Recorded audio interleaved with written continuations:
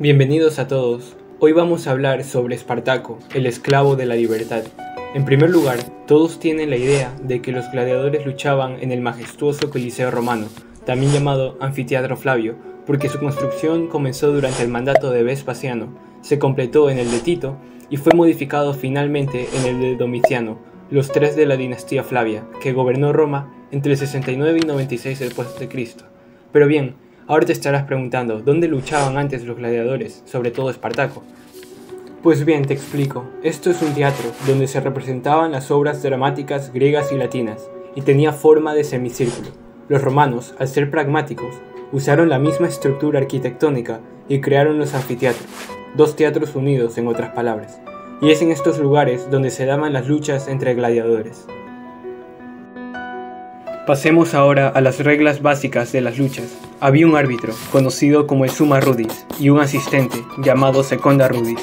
Ambos se encargaban de que la lucha fuera justa y honrosa. Los gladiadores tenían tres destinos en la arena: caer en combate, vencer al oponente o rendirse. El término stans missus se refería a aquellos gladiadores derrotados que se mantenían de pie, mostrando aún fuerza y valor, lo que muchas veces les valía el perdón popular. Sin embargo, un gladiador rendido podía levantar su dedo, ad digitum, y esperar una respuesta, el perdón, missus, o la condena, jugula. Pasemos a una visualización de una imagen para que puedan entrar en idea de lo que eran estas luchas. Aquí vemos cómo el gladiador que está en el suelo pide clemencia con el dedo apuntando hacia el editor. Eso se conocía como el ad digitum. El editor, junto con el pueblo, tienen el dedo volteado hacia abajo. El término es conocido como pollice verso. Aquello significaba que el gladiador no estaba perdonado y aquel vencedor tenía que acabar con su vida. Con esta introducción al mecanismo de las luchas antes de que existiera el Coliseo y con la explicación de las condiciones de los gladiadores, pasemos ahora sí con la vida de Espartaco. Espartaco fue un esclavo de origen tracio. Provenía probablemente del pueblo medo, ubicado en Grecia. Las fuentes coinciden en que su sangre era noble y que Espartaco guardaba como guerrero un espíritu culto. Incluso existe un relato antiguo profético sobre él. Un oráculo del dios griego Dionisio lo profetizó como libertador, y así el destino del hombre que haría temblar a Roma empezaba a marcarse con tintes divinos. Cuando Roma invade el territorio medo, Espartaco fue obligado, con muchos otros, a formar parte de las tropas auxiliares de Roma, de las que desertó. Fue capturado y reducido a la esclavitud.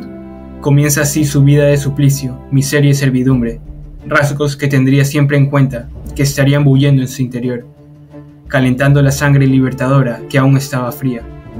Ya tras luchas y penosas supervivencias, ideó y ejecutó un plan de escape con otros gladiadores. Consiguió escapar y ganarse el apoyo de otros esclavos fugitivos. El sueño de libertad y de justicia comenzaba a hacerse realidad, pero aún tenían que cumplir con una misión: llevar a su ejército de rebeldes, calificados así por Roma, hasta el norte, con la esperanza de cruzar las peñascosas montañas de los Alpes. De momento se refugió en el Vesubio, núcleo de la rebelión, pequeña guarida que albergaba un sueño grande, una idea que no se restringe por límites materiales ni físicos, la idea de libertad. Fue así que, con una motivación por delante, Espartaco logró dirigir y conseguir victorias sobre legiones de soldados preparados romanos. De esta forma los rebeldes obtuvieron armas y armaduras legionarias, y la moral aumentaba, mientras la vergüenza y el bochorno entre filas romanas hacía estragos. Comenzaron deserciones en legiones romanas. La labor de restaurar la disciplina y rectitud militar fue encargada a Cayo Mario. La esencia de su reforma fue la popularización del ejército, es decir, cualquier ciudadano romano podía unirse con promesas de recompensas, lo que eliminaba el antiguo clasismo en las filas romanas. Y en segundo lugar, la división más eficaz y ligera de las legiones. Cada legión se componía ahora de 10 cohortes, 6 centurias por cada cohorte, y cada centuria constaba de 80 hombres. En total había entre 4.800 y 5.000 soldados, puesto que no hay que olvidar que había también tropas de reserva o encargados de portar recursos. El águila ahora sería el único símbolo de la legión, eliminando así la diversificación innecesaria de símbolos. Mientras Roma se recuperaba, la unión de gladiadores comenzaba a separarse. Crixo, la mano derecha de Espartaco y uno de los cabecillas, propuso quedarse para pelear, aprovechar el momentum de gloria y victoria, y acabar de una vez por todas con Roma.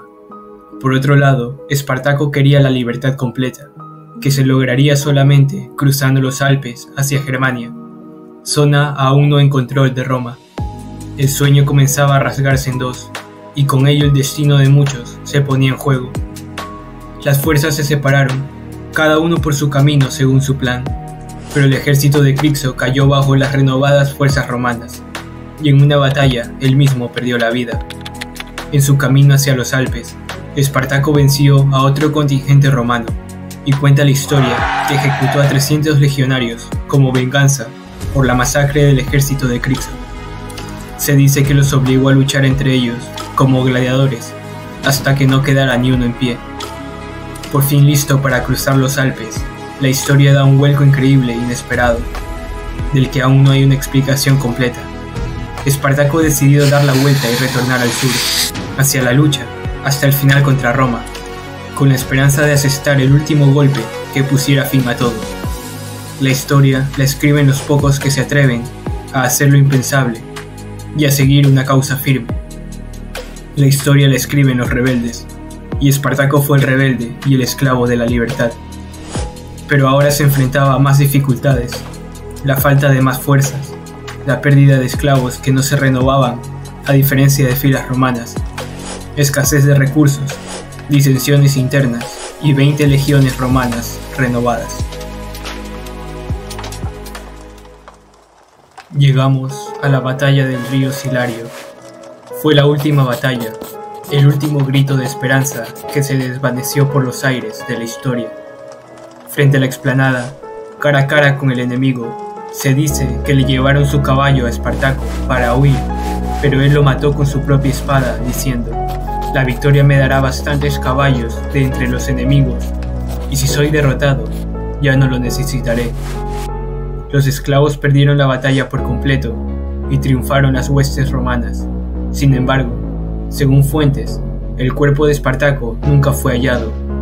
Pocos de los esclavos lograron huir y escapar. De las fuerzas de Espartaco, hubo 6.000 prisioneros. Su destino, ser crucificados a lo largo de la Vía Apia. Y por fin llegamos al final de esta emocionante historia. El cuerpo de Espartaco nunca fue hallado, pero lo más importante es que su sueño ideal de libertad nunca se apagó y ha seguido resonando a lo largo de distintos puntos de la historia. ¿Y tú qué opinas? ¿Espartaco fue un héroe de esperanza y libertad o simplemente un criminal que merecía ser castigado? Te leo en comentarios.